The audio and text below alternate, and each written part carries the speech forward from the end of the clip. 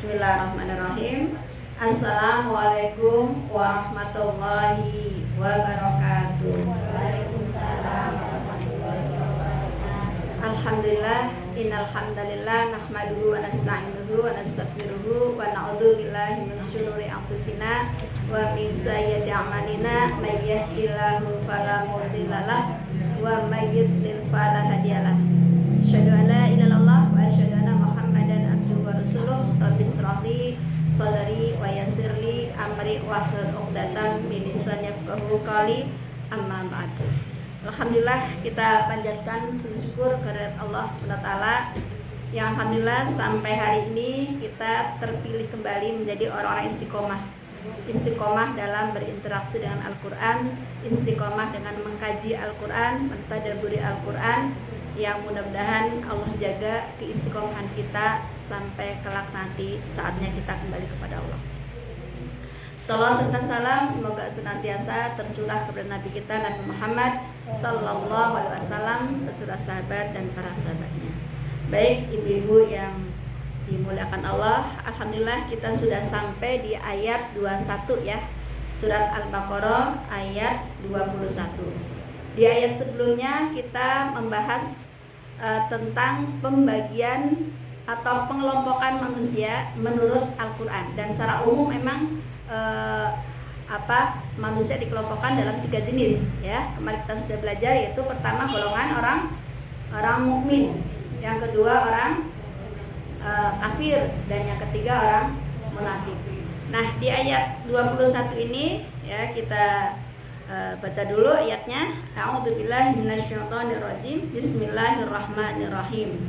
Ya ayyuhan nasu u'budu rabbakumul ladzi khalaqakum min qablikum la'allakum tattaqun ya. Jadi ayat ini ya di surat Al-Baqarah ayat 21 diawali dengan ya ayyuha. Jadi kata-kata ya ayyuha ini yang pertama ya, kalau kita lihat berdasarkan susunan surat ya, bukan susunan turunnya ya, karena yang sampai ke kita itu Al-Quran sudah tersusun ya, dari surat Al-Fatihah sampai An-Nas ya. Jadi di ayat ini ayat 21 diawali dengan ya ayyuha atau seruan. Ini awal kita jumpai kata-kata ya ayyuha, seruan ya. Bukan berarti ayat ini adalah ayat yang pertama turun, tapi artinya kita jumpai kata-kata ya ayyuha ini ya, yang pertama sesuai dengan Al-Quran sampai ke kita itu sudah berbentuk mushaf seperti ini, yang tentunya kita bersyukur ya, sahabat Rasul yaitu Utsman bin Affan ya sudah membukukan Quran ya menjadi mushaf, yang tentunya berdasarkan dengan bimbingan sahabat yang langsung talaki dengan Rasulullah dalam peletakan susunan atau urutan surat-surat berdasarkan petunjuk dari sahabat yang talaki langsung kepada Rasul. Ya ayyuhan nasu, wahai manusia, ya ayyuhan nasu ya, manusia yang mana gitu ya. Jadi Allah menyeru manusia, berarti sifatnya umum. Di situ ada mukmin, kafir, munafik. Jadi ayat ini Allah menyeru kepada 3 golongan. Ya ayyuhan nasu u'budu, untuk beribadah ya, ibadah. Nah, su'budu ini berasal dari kata abada ya'budu, ibadah ya, jadi artinya kalau untuk syariat ibadah itu artinya tunduk dan patuh ya. Jadi kalau ada sesama manusia kadang ada kita takut, sehingga takutnya itu membuat orang jadi tunduk, tapi ketundukannya itu mungkin pas kalau ada orangnya. Kayak kita masa polisi ya, ada takut ditilang, ya udah saya tuh, kalau nggak ada polisi kadang kita ngelar lagi gitu ya. Jadi ketundukannya bukan ketundukan yang permanen ya, ketundukannya kalau ada yang ditakuti saja. Tapi dalam konteks ibadah kita tunduk kepada Allah, kita taat dan tunduk ya, taat dan tunduk. Jadi su'budu berasal dari kata abada ya'budu, ibadah Artinya menurut syariat ibadah itu artinya takut dan tunduk, ya. Rabbakumul ladzi khalaqakum. Ya Rabb. Ya Rabb ini pencipta langit dan bumi, pemelihara, ya, pemberi nikmat, itu Rabb artinya. Ya Rabb. Rabbakumul ladzi khalaqakum. Rabbmu atau Tuhanmu yang telah menciptakan kamu. Jadi di sini kita diseru oleh Allah, ya, 3 golongan tadi untuk beribadah kepada Allah. Allah yang mana? Yaitu yang menciptakan kamu. Nah, jadi di sini Rabbakumul. Rabb itu tadi, ya, Allah adalah pencipta, Allah adalah pemberi nikmat, Allah adalah melihara alam semesta. Nah, dalam ayat ini menunjukkan adanya tauhid kompleks, tauhid uluhiyah dan tauhid rububiyah. Nah, jadi tauhid uluhiyah itu artinya keyakinan mengesahkan keesaan hanya Allah. Namanya tauhid uluhiyah. Jadi meyakini adanya satu Tuhan yang disembah, yang diibadahi, itu Allah. Itu namanya tauhid uluhiyah. Nah, kalau tauhid rububiyah meyakini bahwasanya Rabb adalah Rabb pencipta alam semesta, pemberi segala nikmat, yang mengatur kehidupan. Nah, jadi kompleks di sini ada tauhid uluhiyah, adanya keesaan Allah, juga tauhid rububiyah adalah meyakini bahwasanya Allah lah pencipta jagat raya, pemberi nikmat, pemelihara alam semesta. Di sini alladzi khalaqakum. Ya, Rabb ini Rabbmu, Tuhanmu yang telah menciptakan kamu. Walladzina min qablikum, dan walladzina, dan orang-orang min qablikum sebelum kamu. Artinya bahwa Allah, ya, menciptakan kita, ya, kita yang saat ini sedang menjalani kehidupan ini, ya, yang saat ini sedang belajar Al-Quran, yang saat ini sedang mentadaburi Al-Quran. Tapi juga di sini Allah katakan walladzina, dan orang-orang min qablikum sebelum kamu. Jadi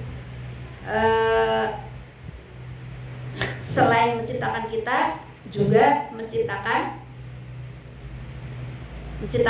orang-orang sebelum kita, sebelum kamu. Di sini disampaikannya la'allakum tattaqun, agar kamu bertakwa. Nah, di sini, ya, jadi kalau kita bicara ibadah, ya, jadi tadi di situ kita disuruh ibadah, ya, kepada Allah. Nah, ibadah ini dibagi 2, ya, ada ibadah maqdoh, ada juga ibadah ghairu maqdoh, ya. Kalau ibadah maqdoh itu ibadah yang menggunakan wasilah, ya, wasilah atau kayak rutinitas sholat, ya, zakat, itu namanya ibadah maqdoh yang sudah ada aturannya, ya, baik lewat Al-Quran ataupun sunnah.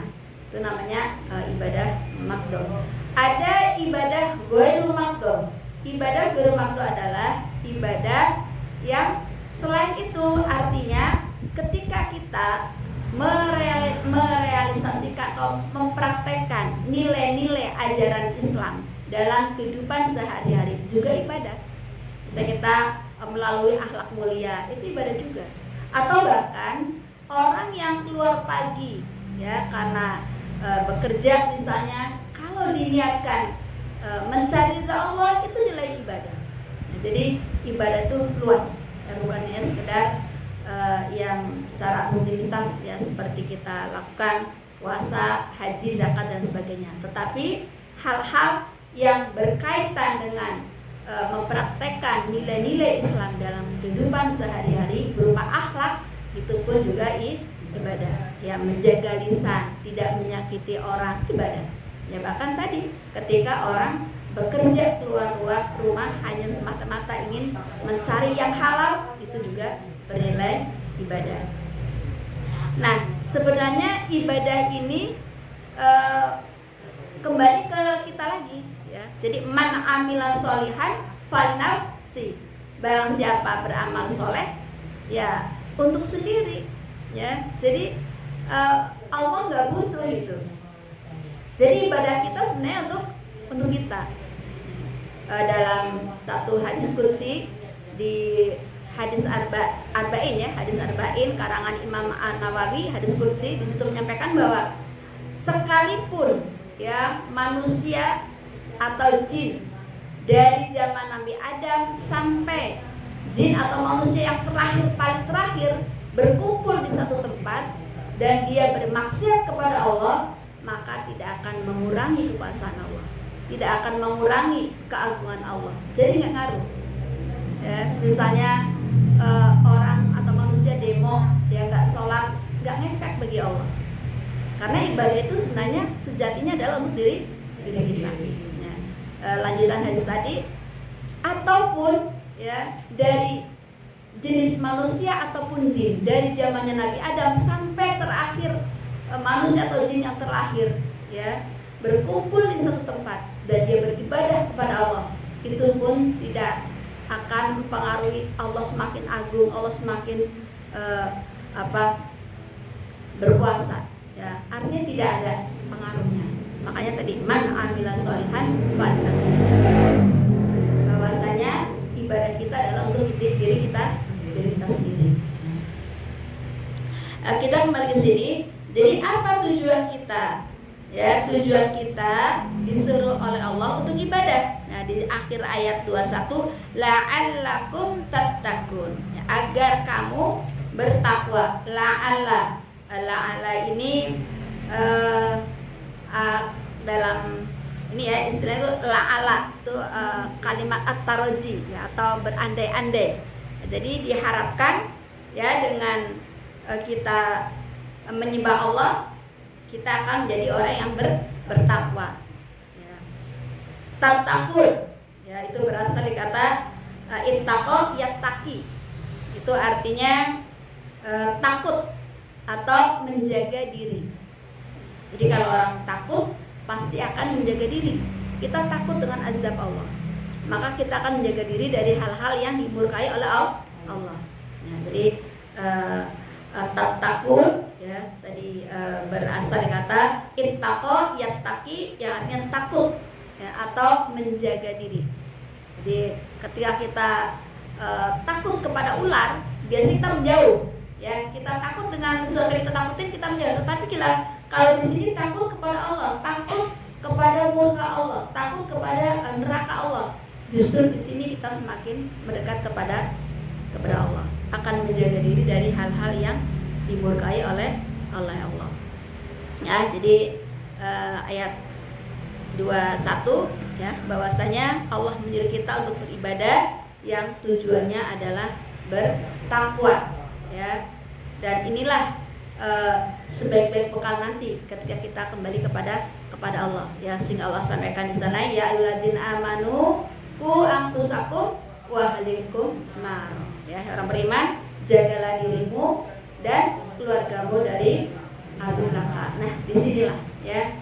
Jadi ada kesempatan yang kita bersama-sama ya mencarinya, mengumpulkan bekal untuk menjadi orang bertakwa, sehingga dengan harapan bekal takwa inilah kita kembali kepada Allah ya, dengan anak cucu kita kelak, sehingga berkumpul di dalam surganya Allah. Ayat 22, alladzi ya dialah ja'ala, dialah yang menjadikan lakum ya, menjadikan bagimu ardo ya, bumi. Jadi Allah yang menciptakan kita ya, tadi sebelumnya di ayat 21, dan orang-orang sebelum kita juga Allah yang menjadikan bagimu bumi. Jadi sudah diciptakan manusianya, Allah kasih tempat, Allah sediakan tempat untuk kehidupannya, yaitu bumi. Alladzi ja'ala lakumul ardo, dialah yang menjadikan bagimu bumi. Setelah diciptakan, Allah siapkan tempat untuk mengisi kehidupannya, beraktivitas. firasya. Ya, di sini menurut arti mufradatnya sebagai hamparan. Ya, kenapa disebut buminya di sini sebagai hamparan? Artinya apa? Artinya bumi ini rata, hamparan, terhampar rata. Jadi tidak selangkah gunung, selangkah ini. Ya kenapa? Karena kalau tidak berupa hamparan, itu bagaimana ada kehidupan? Nggak bisa kita di rumah, tidak bisa kita beraktivitas dengan aman. Makanya di sini disebutkan firasya, bahwasanya bumi itu sebagai hamparan, dihampar luas, ya, tidak berbentuk bukit-bukit. Agar apa? Agar manusia itu bisa menjalani aktivitas kehidupan dengan aman. Wassamaa binaa, ya, selain Allah ciptakan bumi yang terhampar, di sini Allah juga ciptakan wassama dan langit abinaa sebagai atap. Ya, di sini diartikan binaa ini sebagai atap. Jadi ada buminya, ya, terus Allah ciptakan abinaa sebagai atap yang kokoh. Ya, jadi bersyukur kita, ya. Coba kalau atapnya atau langitnya tidak kokoh, mungkin benar-benar langit akan jatuh, ya, ke bumi. Ya, maka Allah ciptakan langit yang kokoh, yang bisa menghalangi, melindungi dari benda-benda meteor-meteor yang akan jatuh kepada di kehidupan di bumi. Nah, selain Allah ciptakan bumi, ya, Allah ciptakan langit, ya, dan langit yang kokoh, itu belum cukup, ya, karena di sini juga ada satu bekal kehidupan, ya. Kalau cuma ada bumi, ada langit, kira-kira hidup enggak? Tidak, ya. Nah, maka di sini Allah juga turunkan wa anzala, dan dialah yang menurunkan minas sama dari langit, imaa, minas sama imaa, air hujan. Ya, jadi masya Allah. Ini kalau kita nggak usah jauh-jauh, ya, kita di dapur, ya, di dapur, ya, kita masak, ada air, ya, nanti kita di sini sampaikan ada tumbuh-tumbuhan, ya, kita motong-motong sayuran. Itu kalau kita mentadabbur Al-Quran, kita ketemu nih dengan ayat ini, ya. Jadi di sini selain Allah hamparkan bumi, sudah diciptakan, dihamparkan bumi, terus diberikannya langit yang kokoh sebagai pelindung, sebagai atap, ya, dan Allah turunkan dari langit air hujan. Masya Allah, kompleks, ya, nikmatnya, ya, diturunkan hujan. Karena hujan ini adalah, air ini adalah satu sumber kehidupan juga. Kalau ada langit, ada bumi, nggak ada air, kira-kira gimana, ya, kehidupannya tidak bisa berlangsung, gitu kan. Dan air ini termasuk nikmat yang amat sangat mudah didapat, ya, turun dengan sendirinya, gitu, ya. Nah, kalau yang lain kan mungkin kita harus bekerja, gitu kan, mendapat nikmat itu, atau usaha. Kalau nikmat air, Allah langsung turunkan dari langit, ya. Walaupun kalau kita dulu, ya, belajar di SMA gitu, ya, proses air hujan itu air laut yang membeku, menguap terus turun. Nah, itu kan ilmu, ya, tapi ya ujung-ujungnya emang dari langit, gitu kan, bahwa air itu diturunkan dari langit. Fa'akhraja, lalu dia hasilkan bihi, dengannya, minas samarot, buah-buahan, ya. Jadi masya Allah, ya, sudah diturunkan air, dan dengan air itulah Allah tumbuhkan buah-buahan, minas samarot, buah-buahan yang banyak macamnya, sayur-sayuran, tumbuh-tumbuhan. Makanya tadi saya bilang, kalau kita di dapur, ya, bikin apa, misalnya sayur sop, kita ingat air ini satu nikmat yang luar biasa, ya. Dari gersangnya bumi, Allah turunkan hujan, Allah turunkan tumbuh-tumbuhan, hujan, Allah tumbuhkan tumbuh-tumbuhan, sayuran. Nah, ini satu nikmat yang luar biasa, ya. Jadi kita di dapur itu bisa meningkatkan keimanan. Kalau kita sambil motong buah-buahan atau sayuran sambil ingat ayat ini, Masya Allah, ya di dapur bisa nambah takwa gitu ya. Kalau kita bisa mentadaburi ayat ini. Minas samarot rizqolakum, sebagai rizki untukmu, Masya Allah. Ya, jadi semuanya itu ya adalah rizki yang Allah berikan kepada manusia. Selanjutnya, wala taj'alu, karena itu janganlah kamu mengadakan. Jadi karena Allah yang sudah menciptakan kamu, Allah yang sudah berikan kamu hamparan bumi, adanya langit, turunkan air hujan. Dengan air hujan itu Allah tumbuhkan sayuran buah-buahan. Maka di sini fala taj'alu lillah, karena itu janganlah kamu mengadakan bagi Allah. Nah, apa yang maksudnya? Ya, jadi kan tadi kita diberikan nikmat yang banyak, gitu kan? Nah, maka di sini jangan kamu bikin baginya tandingan. Jangan kamu mengadakan baginya angdada. Ya, angdada ini artinya tandingan Allah. Ya, saingan Allah. Ya. Jadi semuanya bersumber dari Allah. Maka ya jangan bikin tandingan selain Allah, jangan menyembah selain Allah, kan begitu. Ya. Mungkin kalau hari ini mungkin ada ya menyembahnya suka ke Allah gitu ya. Tetapi dalam ibadahnya dia mungkin selain Allah tujuannya. Dia nyembah Allah, tidak menyembah patung gitu kan. Tetapi dia menghadirkan tujuan ibadahnya untuk selain Allah, itu juga sama namanya angdada, menghadirkan tandingan Allah. Karena apa? Tadi contohnya ibadahnya niatnya karena manusia. Ya, itu juga namanya mendatangkan angdada. Ya, dia sholat menyembahnya Allah, meyakini Allah, tapi dalam ibadahnya niatnya bukan karena Allah. Atau memunculkan dalam hatinya mencari ridho manusia, itu juga termasuk mendatangkan angdada. Ya, makanya dalam kehidupan sehari-hari kita banyak istighfar ya. Kita nggak tahu ya niat ibadah kita, kadang awalnya benar, pertengah jalan tergoda setan, ya maka istighfar. Dan selalu memperbarui niat. Ya, banyak-banyak istighfar. Karena tadi jangan termasuk orang-orang yang angdada tadi, yang berdatangan tandingan-tandingan. Ya, sekalipun tadi ibadahnya kepada Allah, tapi mendatangkan tandingannya adalah dengan meniatkan mencari ridho manusia. Nah, ini termasuk orang yang rugi juga. Karena innamal a'malu binniyat. Sebenarnya amal itu tergantung niatnya. Kalau niatnya karena manusia, ya sudah, dapatnya dari manusia aja, pujiannya dari manusia.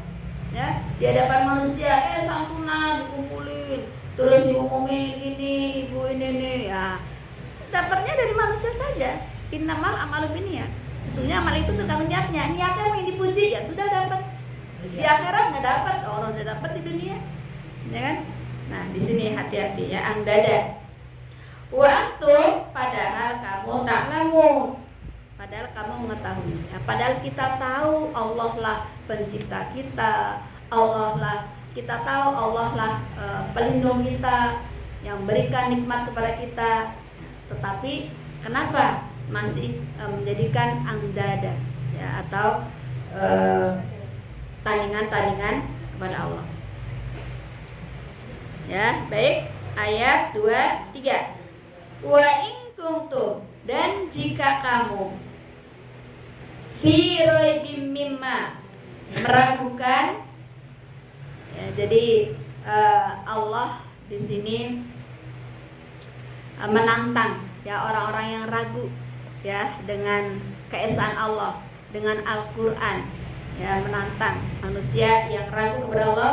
Ragu kenapa? Mimma nazzalna ala abdina, ragu akan Al-Qur'an yang kami turunkan ala abdina, kepada hamba kami Muhammad. Jadi Allah menantang orang-orang yang ragu dengan Al-Quran. Al-Quran yang Allah turunkan kepada hamba Allah itu Nabi Muhammad.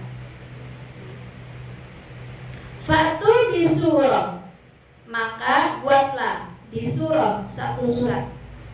Jadi kalau ragu dengan kebenaran Al-Quran, ragu ya dengan keesaan Allah, keagungan Allah, ya, kebenaran Al-Quran yang diturunkan kepada Nabi Muhammad, maka di sini disebutkan maka buatlah satu surat mim misli, semisal dengannya. Nah, jadi kalau nggak bisa satu Al-Quran ya bikin surat satu Al-Quran, satu saja tuh, faktu di surat mim misli, satu surat saja yang semisal. Misalnya surat apa yang paling pendek? Anas. Ada yang lebih pendek lagi, Al-Kautsar. Ya, anak apa ya 3 ayat. Coba bikin yang sependek itu, bisa enggak gitu? Ya kira-kira seperti itu. Ya ditantang oleh Allah orang-orang yang ragu, ya, meragukan Al-Qur'an. Fa illam taf'alu, jika kamu tidak mampu membuatnya, ya. Jadi ini tadi di ayat 23 Allah menantang orang-orang yang ragu ya dengan Al-Qur'an. Maka Allah di sini sebutkan fa illam taf'alu, jika kamu tidak mampu membuatnya, walam taf'alu, dan pasti tidak akan mampu. Nah, ini langsung Allah tutup statementnya. Ya, langsung pasti nggak mampu gitu. Ya. Fattaqun nar, maka takutlah kamu akan api neraka. Ya, jadi kalau kamu ragu kepada Al-Quran, coba ya, bikin surat ya yang semisal dengan Al-Quran ya. Tapi kalau nggak mampu ya kamu takutlah. Fattaqun nar, maka takutlah kamu dengan api neraka allati waquduhan nas, yang bahan bakarnya manusia. Ibu, masya Allah ya, tahu menarik ya. Jadi bahan bakar neraka itu ternyata manusia ya, wal hijarah, dan batu. Jadi semakin banyak penghuni neraka, maka kadar kepanasannya, tingkat panasnya itu lebih tinggi. Jadi semakin banyak penghuni neraka ya, semakin panas ya. Uiddat lil kafirin, yang disediakan bagi orang-orang kafir ya. Jadi kalau kita bicara Al-Quran, bicara orang kafir, orang munafik, nah ini sebagai orang muslim juga harus hati-hati gitu ya. Khawatir apa? Kita nggak tahu sifat orang kafir dan sifat orang munafik bisa jadi menjangkiti orang muslim ya. Banyak kan orang muslim yang nggak sholat, nah berarti dia memiliki sifat seperti orang kafir. Sami'na wa asayna, ya kan? Dia dengar azan, ya kan? Dia dengar perintah puasa, dia dengar perintah zakat, tapi wa asayna, dia mengingkari. Ini salah satu sifat orang kafir. Jadi penyakit atau sifat munafik atau sifat orang kafir bisa jadi menjangkiti orang muslim. Nah, minimal kita tahu ya karakter, sifat, ciri-ciri, sehingga kita tidak termasuk orang-orang yang punya sifat atau karakter orang kafir ataupun orang munafik. Lanjut di ayat 25 ya. Nah, jadi ayat tadi kan tentang ancaman ya, ancaman Allah kepada orang yang ingkar, yaitu dengan adanya apa?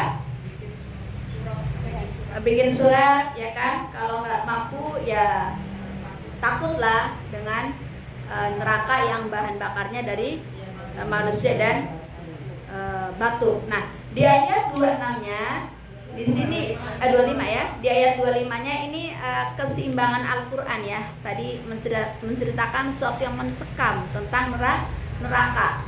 Nah, di sini di ayat 25-nya beri kabar gembira. Jadi setelah tadi cerita tentang neraka ya, yang bahan bakarnya dari manusia dan batu.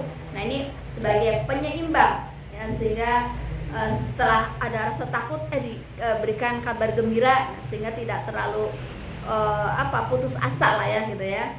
Karena ada harapan-harapan. Ya, ini kita lihat ayat 25. Wa basyiril ladzina amanu wa 'amilus shalihati anna lahum jannatin tajri min tahtihal anhar. Nah, ini kabar yang menyenangkan ya. Wa basyiril ladzina amanu wa basyiril ladzina, ya, dan sampaikanlah kepada kabar gembira kepada orang-orang yang amanu. Jadi ini kabar gembira ini yang diberikan kepada orang beriman. Tetapi tidak hanya beriman, ada lanjutannya, wa amilus sholihat. Ya, beriman juga beramal soleh. Ya. Jadi beramal soleh itu ya melakukan sesuatu yang Allah ridhoi. Ya. Dan tentunya pastinya ya dalam melaksanakan amal soleh banyak rintangan, godaan gitu ya. Karena fa'alhamaha fujuraha wa taqwaha. Ya, manusia itu diilhami dua jalan. Jalan kefujuran, kemalesan, kemaksiatan, wa taqwaha, dan jalan ketakwaan. Nah, ini tinggal kita cenderungnya mengikuti jalan yang mana. Kalau kita ingat ayat ini, pengen mengambil kabar gembira ini, ya harus mengedepankan atau memilih jalan takwa. Ya, jadi kabar gembira ini diberikan kepada orang yang beramal soleh, beriman, wa amilus sholihat, dan beramal soleh. Anna lahum jannat, bahwa untuk mereka, ya sungguhnya untuk mereka, anna lahum jannatin, surga-surga. Nah, jadi di sini disebutkan surga-surga. Kenapa? Ya karena orangnya juga banyak kan yang masuk surga. Jadi jamak. Lahum jannatin tajri, yang mengalir min tahtihal anhar, di bawahnya sungai-sungai. Ya, ini gambaran betapa indahnya surga. Nah, ini pun walaupun yang aslinya tuh luar biasa, ini hanya sepintas gitu ya. Tapi yang aslinya masya Allah luar biasa. Bahkan dalam satu riwayat disampaikan bahwa luasnya surga itu, jadi bukan satu surga buat rame-rame, satu orang satu surga. Luasnya itu seluas langit dan bumi. Seberapa luasnya Allahu a'lam gitu ya. Di hadis disampaikan seperti itu. Ya, jadi satu orang surganya satu surga satu orang, dan luasnya itu seluas langit dan bumi. Nah, ini gimana, nggak bisa ngebayang, Allahu a'lam gitu ya. Kita hanya percaya saja apa yang disampaikan oleh Rasulullah. Ya. Nah, inilah yang kita harapkan bersama ya, kita bisa kembali ke sana ya, kembali kepada Allah, dan memasuki satu tempat yang Allah jadikan ya, yaitu dengan surga. Kullama ruziku, setiap kali mereka diberi rizki ya. Jadi di dalam surga itu nanti diberi rizki oleh Allah. Minha, ya, dari surga. Min samarotin, buah-buahan ya. Jadi nanti sama buah-buahannya, Bu. Ya, makanya di sini dibilang min samaratin rizqo, ya, sebagai rezeki. Nah, maka kata mereka, mereka berkata, hadzal ladzi ruzikna.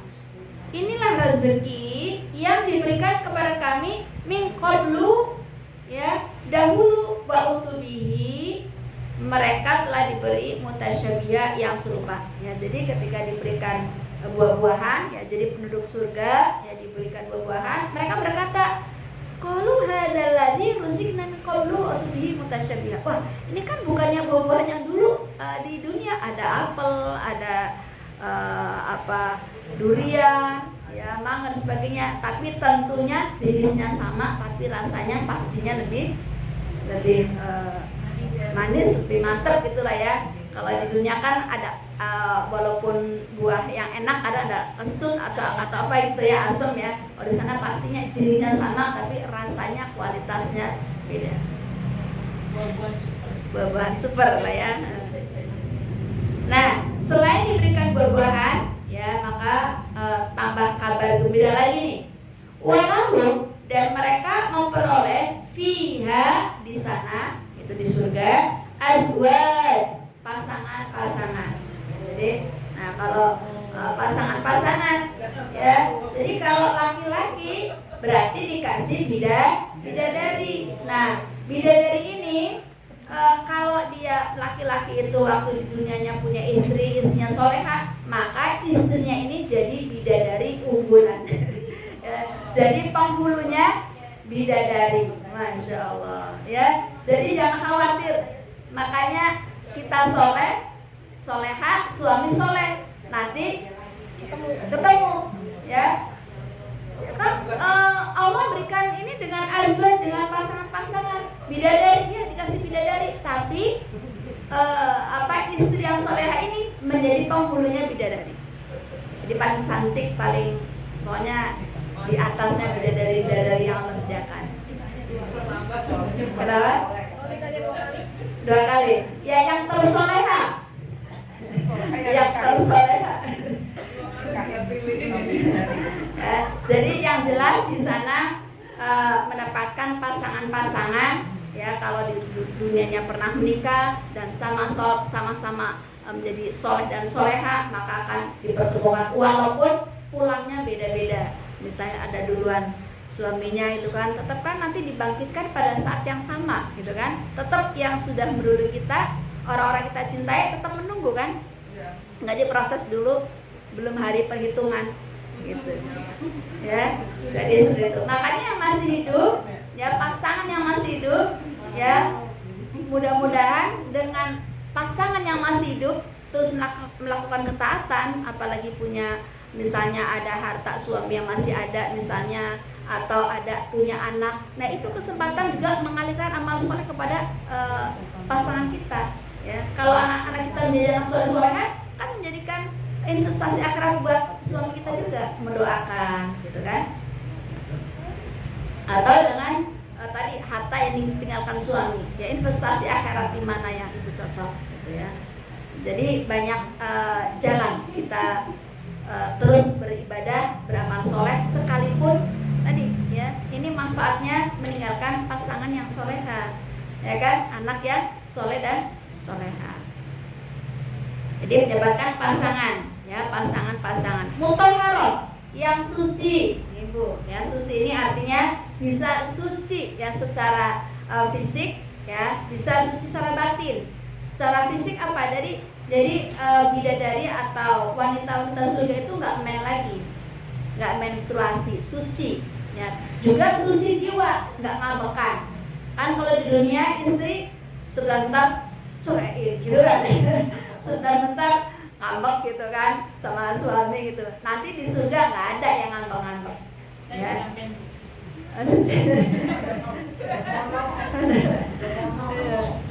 Ya, jadi mutahharah, ya suci, ya suci artinya secara suci fisik atau suci secara batin. Artinya dia tidak punya rasa cemburu. Ya tadi kan ada bidadari kan, terus nggak ada cemburu sama bidadari. Pokoknya nggak ada istilah, nggak ada penyakit hati, suci hatinya. Nah dia nggak ngabekan, nggak cemburu, nggak baperan ya, nggak baperan gitu ya. Ya, wahum fiha, dan mereka di dalamnya. Nah ini yang kita harapkan, ya, kholidun, kekal. Biasanya kalau satu kebahagiaan itu kalau di dunia kan pasti ada batasnya, dan kadang takut akan berakhir gitu kan. Yang kaya bisa jadi suatu saat dengan roda kehidupan ini bisa muter, takut miskin. Yang punya jabatan takut selesai masa jabatannya, nggak berkuasa, nggak bisa bertindak lebih luas dan sebagainya, ya. Atau kebagian-kebagian lain itu ada batasnya di dunia, ya. Khawatir akan berakhir dan pasti berakhir. Tetapi di sini di surga wahum fiha khalidun, dan mereka ya di dalamnya khalidun selama-lamanya. Jadi masya Allah, perjuangan saat ini yang kita lakukan ya mengumpulkan amal soleh yang Allah ridhoi. Nah, ini harapannya kita mendapatkan satu kenikmatan, satu kesenangan yang khalidina fiha, yang kekal. Ya, baik, ini saja di ayat 25 pembahasan kita pada kesempatan ini. Insya Allah nanti bisa kita lanjutkan dengan tanya jawab ya. Mudah-mudahan yang singkat ini bisa menambah keimanan kita, juga wawasan kita ya, terkait dengan kandungan surat dalam Al-Quran, terutama surat Al-Baqarah. Wallahu a'lam bishawab. Alhaqqu min rabbikum. Dari saya, assalamualaikum warahmatullahi wabarakatuh.